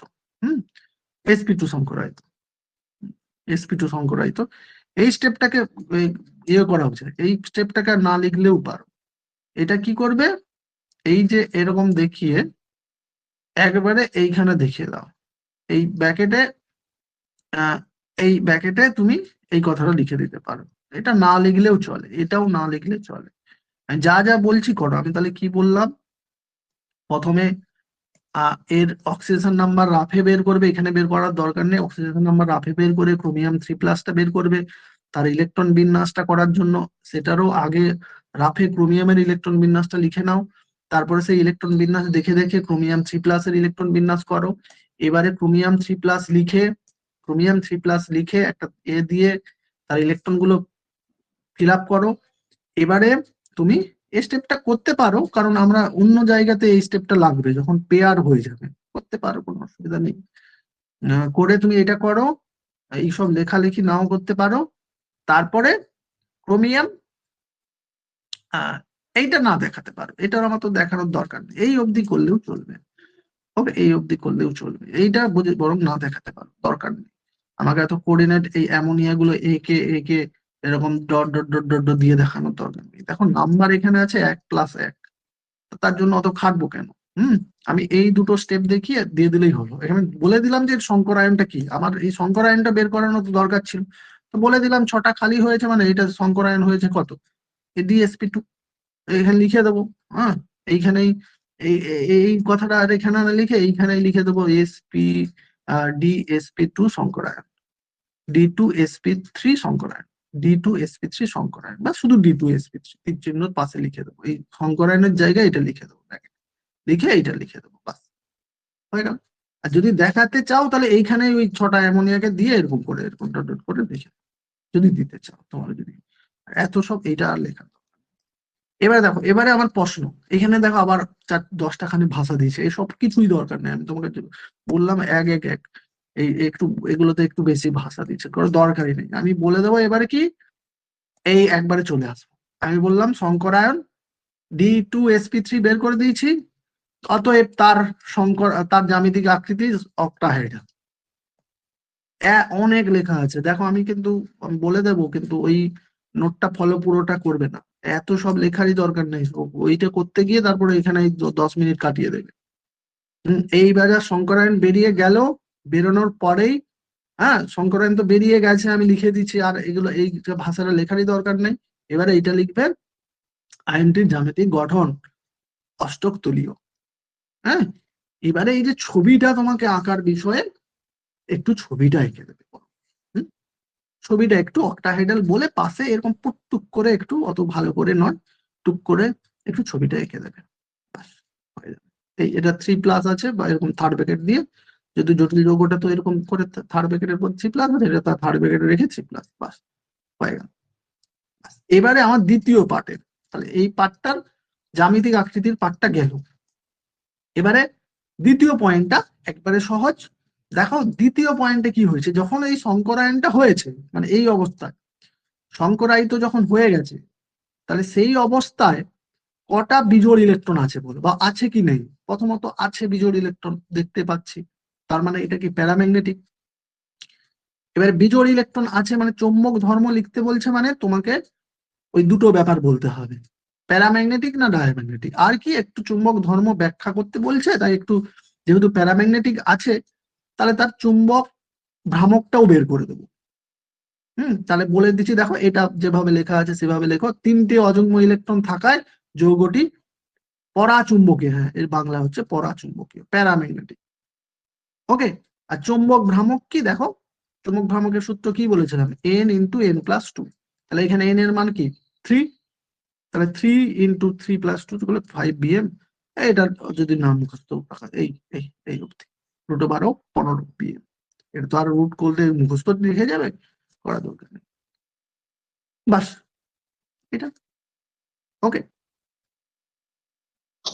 এইভাবে বলে। স্যার, হ্যাঁ স্যার বলছি যে রায়মার্টিন টেক্সট বইয়ের পুরো এক্সারসাইজ করে গেলে কোশ্চেন পাবো না? হ্যাঁ, প্রচুর কোশ্চেন পাবে, রায়মার্টিন এক্সারসাইজের কোশ্চেন গুলো আর কি পাবে, আর কি বা এর থেকে বাইরে আর কি পাবে? আচ্ছা। হুম। আর এই কোশ্চেনের উত্তরটা বুঝতে পারলে তো? হ্যাঁ, বুঝতে পেরেছি। হ্যাঁ, সুন্দর। দেখো এরপরে ওই একই টাইপের কোশ্চেন গুলো আছে আমার। আর ওই একই দেখো তোমাকে এই যে এত যে ভাষা টাষা লেখা আছে লিখবেই না, যেটা বললাম যে এরই মতো, মানে এটাকে মডেল করে একটা করে লিখবে। মানে এইটা যেভাবে বললাম, প্রথমে এই ক্রোমিয়ামের অক্সিজেন নাম্বার বের করে তার ক্রোমিয়ামের গ্রাউন্ড স্টেটের ইলেকট্রন বিন্যাস করার পরে এটা করবে। যদি তুমি এক ধাপে করতে পারো করবে, কিন্তু যখন যেন না ভুল না হয়, কারণ ডি তে কটা ইলেকট্রন আছে তার উপরে তার পরের ব্যাপারটা ডিপেন্ড করছে। তারপরে এরকম করবে। এত সব এর গল্প লেখার দরকার নেই। লেখার পরে এখানে আর একবারেই লিখবে না, তুমি শঙ্করায়ন বের করতে পেরে গেছো মানেই বলবে এর শঙ্করায়ন অনুযায়ী তার জ্যামিতিক আকৃতি কি বলে দেবে, এবং সেখানে অযুগ্ম ইলেকট্রন আছে কি নেই, যেটাকে বিজোড় বলছি আমি। অযুগ্মের শব্দটাকে আমি বিজোড় ভাবে বলছি, অযুগ্ম মানেই তো বিজোড়। তো বিজোড় ইলেকট্রন আছে, 3টে আছে, তাই প্যারাপেগনেটি এবার 3টে আছে মানে তার চুম্বক ভাবে বেরিয়ে গেল, বাস। দেখো একই, আমি এই প্রশ্ন আর উত্তর বলছি না, এটাকে দুটোকে কম্পেয়ার করে বলতে বলছে। এটার চুম্বক ভাব বেশি, কার কম, তাহলে তোমাকে ওই বিজোড় ইলেকট্রন বের করতে হবে। মানে এই Fe(F6) এর বিজোড় ইলেকট্রন বের করতে হবে। আরে বিজোড় ইলেকট্রন আমি তখনই বের করতে পারবো ঠিকঠাক যখন আমি শঙ্করায়নটা গুছিয়ে করতে পারবো, আমি ভালো করে শঙ্করায়নটা করতে পারবো। তাহলে শঙ্করায়ন করার জন্য তোমাকে এটা কোন সিস্টেমে আছে বুঝতে হবে। দেখো এইখানে আবার এই গল্প চলে আসছে, এই জন্যই বুঝতে পারবে এদের দুজনের জ্যামিতিক অবস্থাটা, চৌম্বক অবস্থাটা আলাদা। কেন চৌম্বক অবস্থাটা আলাদা? কারণ D5 চলে আসছে। দেখো আমি এটা করছি না, এফির দেখবে, এফির কি হবে, এফির 3 যোজ্যতা বের হবে, মানে অক্সিজেন নাম্বার 3 বের হবে। তার মানে কি Fe3+ অবস্থায় থাকবে। এবার Fe3+ এর বললাম ঠিকঠাক করে ইলেকট্রন বিন্যাস করলে 3D5 পাবে। তার মানে এটা D5 সিস্টেম। এবারে দেখো আমি এখানে যে তত্ত্বটা বুঝিয়ে এলাম, যদি D5 হয়, D4, 5, 6 এদের ক্ষেত্রে লিগেন্ডের উপর ডিপেন্ড করছে কি শঙ্করায়ন হবে, লিগ্যান্ডের উপর ডিপেন্ড করছে কি শঙ্করায়ন হবে। তাহলে সেই হেতু দেখো এখানে দেখো দুটো, এখানে লিগেন্ড আছে এফ আর এখানে আছে সিএন। তাহলে এটাকে কি লিগেন্ড বলবো? এটাকে উইক ফিল্ড লিগেন্ড, এটা কি স্ট্রং ফিল্ড লিগেন্ড।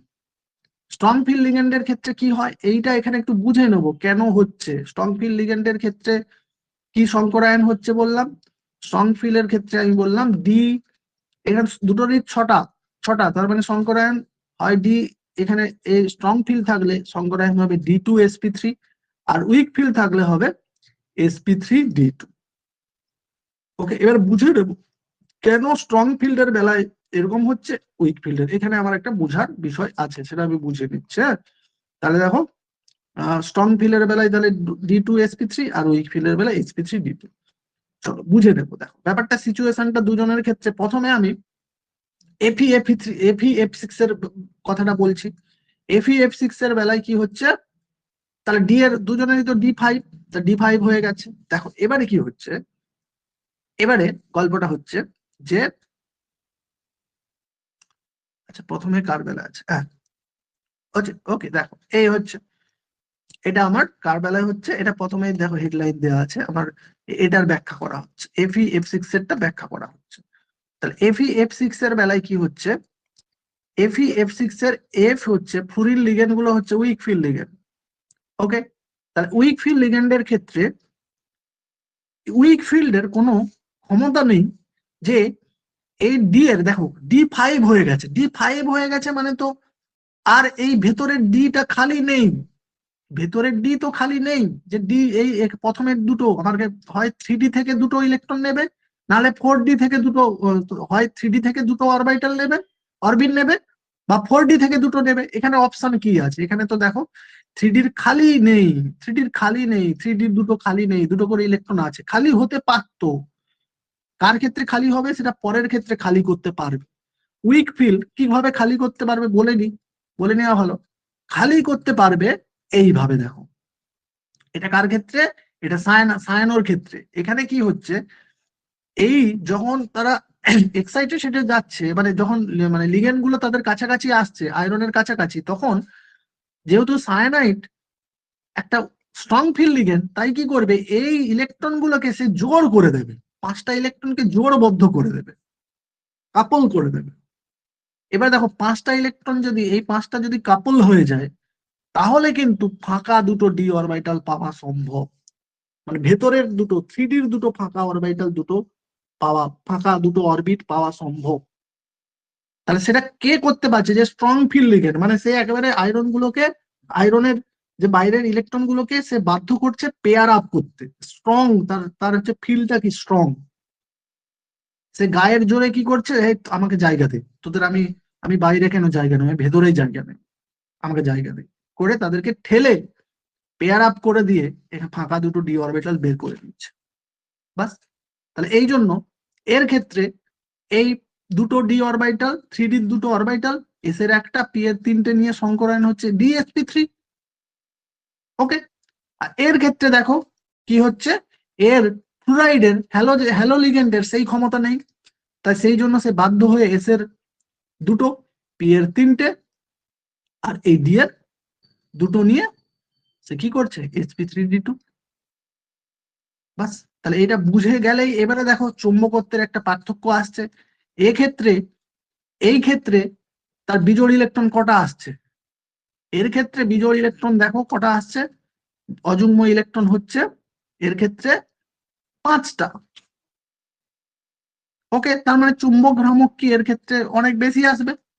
আমি ধরো চুম্বক ভ্রামক বের করে নিচ্ছি, বের করে দেখিয়ে দেওয়া ভালো, হয়তো পরের শেষে দেখানো আছে।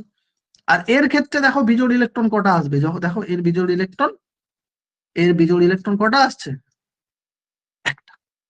ওকে, বাস। এবারে আমি আমার কোশ্চেনের উত্তর দেওয়ার জন্য সমস্ত কিছু রেডি আমি দেখিয়ে দিয়েছি। আমাকে বলছে এবং জ্যামিতিক গঠনও বর্ণনা করতে বলছে, দুটো একসঙ্গে থাকবে না কিন্তু একই কোশ্চেন, যেহেতু দুটো বুঝে নিলে যে কোনো একটা ব্যাপার থাকবে। তাহলে জ্যামিতিক ব্যাপারটাও কি আছে, তাহলে জ্যামিতিক ব্যাপারও দুটোই, এর সংকরায়ন DsP3, D2sp3, যখন সায়ানাইড থাকছে তাহলে সেই জন্য তারও আকৃতি কি D2 হলেও তার অক্টাহাইড্রাল আকৃতি। আর এক্ষেত্রে বিজোড় ইলেকট্রন কি থাকছে, এই, আচ্ছা ওইটার কি টেবিলটা মনে হয় ছেড়ে দিচ্ছে, এর টেবিল একটা মনে হয় আছে, এটা ঢুকিয়ে দিতে হবে, এর টেবিলটা এখানে আছে। একই রকম ভাবে এরকম একটা এর একটা টেবিল আছে, সেটা হয়তো আমার ছাড়া হয়ে গেছে, মানে ওই রকম চুম্বক লিখে দিতে পারবে তোমরা। এর ওই জ্যামিতিক আকৃতি তাহলে বলবে যে এর সংকরায়ন কি sp3d2, জ্যামিতিক আকৃতি, তাহলে জ্যামিতিক আকৃতিটা একই, একই রকম অক্টোহেড্রাল। আর এর ক্ষেত্রে বিজোড় ইলেকট্রন কটা হচ্ছে, 5টা হচ্ছে। তাহলে চুম্বক ভ্রামক কি হবে, 5 5 সরি রুট ইন্টু 5, 5 ইন্টু 5+2, তাহলে 7×2 = 14, সরি 7×5 = 35, √35 BM। BM কি, বোর ম্যাগনেট ইউনিট, চুম্বক ভ্রামকের বোর ম্যাগনেট। চলো বাস, হয়ে গেল। তাহলে এটা করে নেবে, এটা আমি টেবিলটা হয়তো আবার PDF দিয়ে দিচ্ছি, আবার এটা এটা খুব একটা ব্যাপার নয়, তবে ওই রকম এখানেও টেবিলটা দেখিয়ে দেবে। চলো তাহলে বললাম, তাহলে কার চুম্বক ভ্রামক বেশি, দেখো এই Fe6 এর চুম্বক ভ্রামকের মান বেশি Fe সায়ানাইড দের তুলনা। দেখো তারপরের প্রশ্ন একই, এবারে বাকি প্রশ্নগুলো একই, একই, এবারে বাকি সব প্রশ্নই একই। আমি আর বলছি না, আর কিছুই বলছি না, তোমার যতটা আমি থিওরি করলাম তার উপরে আমার পুরো সব কোশ্চেন গুলো এই একই রকম আসবে, চুম্বক ভ্রামক গঠন। হ্যাঁ, আর একটা কোশ্চেন যেমন দেখো এখানে, এখানে ধরো করছে, আমি একটু দেখিয়ে দিই। ধরো কোন একটা কোশ্চেন একটু অন্যরকম হয়তো আছে, হ্যাঁ এইটা, এইটা ধরো এইটা ব্যাপারটা হয়তো দেখাইনি, কিন্তু এটা দেখিয়ে দেওয়া উচিত। মানে ধরো ওই যে D5 হলে, মানে এমনি ভাষাই বলে দিচ্ছে, মানে এটা তুমি একটু ডিটেলস দেখি, মানে এখানে কি বলছে কোশ্চেনটা বলতো, বলছে এইটার পরাচুম্বক ঘূর্ণনের মান, মানে ওই যে এটার মান জিজ্ঞাসা করছে। দেখো 17 আসছে, পরাচুম্বক ঘূর্ণন মানে ওই চুম্বক ভ্রামকের মান জিজ্ঞাসা করছে। চুম্বক ভ্রামকের মান তাহলে কি করে বের করবে, তাহলে ওই আগে তোমাকে বিজোড় ইলেকট্রন বের করতে হবে, তাহলে এখানে ওই D5 সিস্টেম হবে।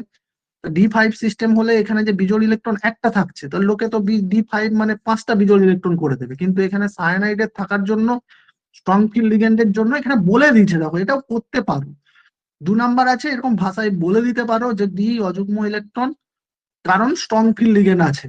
আমার মনে হয় একটু দেখিয়ে দেওয়া উচিত, মানে যেমন ভাবে আয়রনেরটা ওই আগে দেখালে, এটা তো আমরা এক্ষুনি করলাম, মানে ওই যখন চুম্বকত্ব কম্পেয়ার যখন করলাম, ওই একটু অল্পখানি ভাষা দিয়ে, মানে ভাষাটা নয় কিন্তু, বেশি স্যাররা এই টেবিল দেখবে যে টেবিলটা তুমি কিভাবে করেছো। এফি সায়ানাইডের ক্ষেত্রে টেবিলটা দেখো, এই এই এ হয়েছে, এই হয়েছে, এখানে দেখো এই যে জোড় হয়ে গেছে, এই এই যে টেবিল, এইটাই মেন।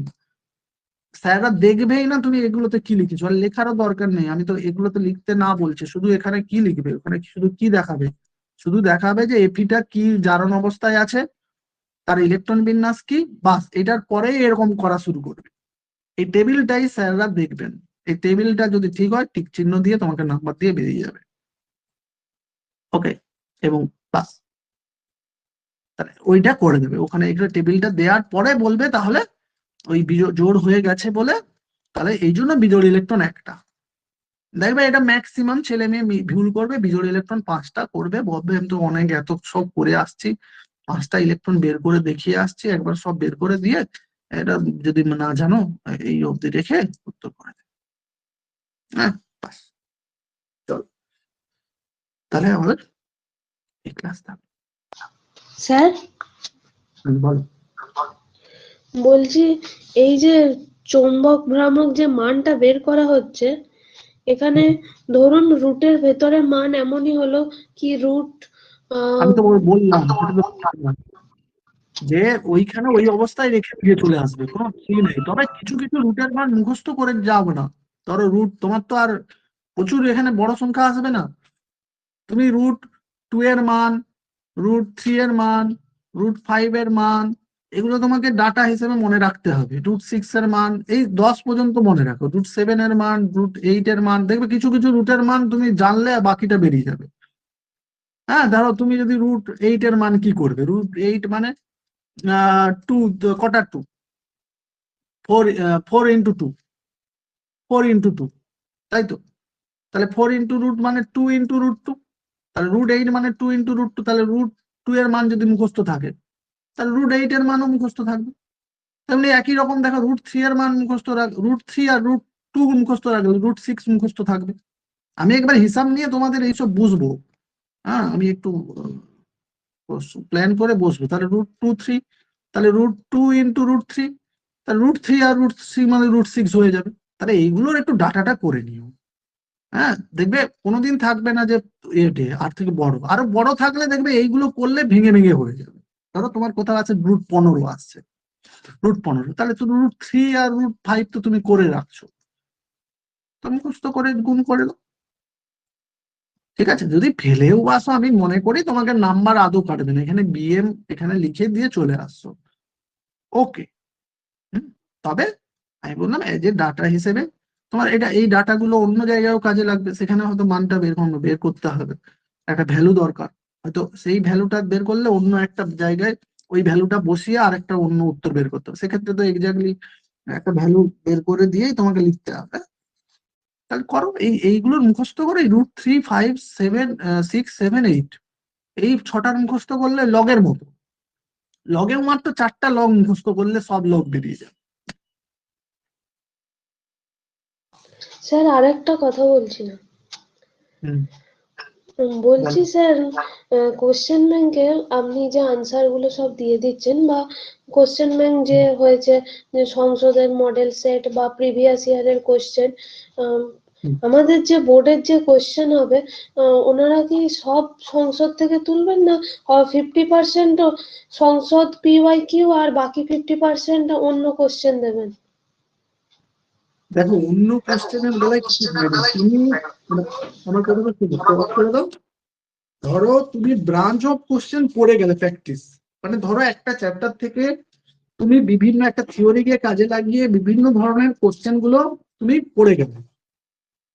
ঠিক আছে, ধরো তুমি এই যে তোমাকে আজকে যেগুলো পড়ালাম, তাহলে এখান থেকে তোমাকে আর কিভাবে কোশ্চেন আসতে পারে, তোমাকে হয়তো শুধু কম্পাউন্ডটা চেঞ্জ করে দেবে, তাহলে কি তুমি বলবে যে আমি এই কোশ্চেনটা আসেনি।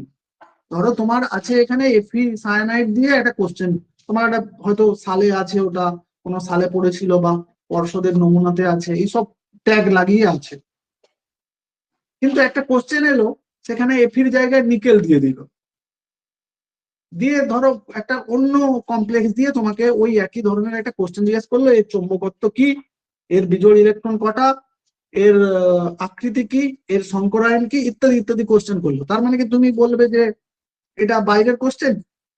নিশ্চয়ই বলবে না।